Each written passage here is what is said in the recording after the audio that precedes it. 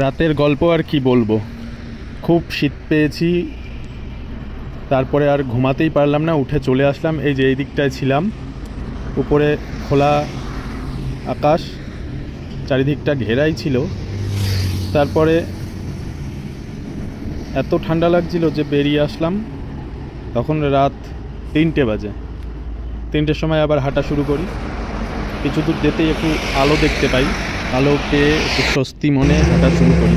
এখান থেকে ধানবাদ অনেকটা রাস্তা, প্রায় 30 কিলোমিটারের উপরে। আজকে ধানবাদে পৌঁছাবো যেভাবে হোক। পরের যে ভিডিওগুলো ছাড়ি আমি ইউটিউবে, অনেক বড় বড়, আসলে পুরো রাস্তার ঘটনাটা সেখানে তুলে ধরা।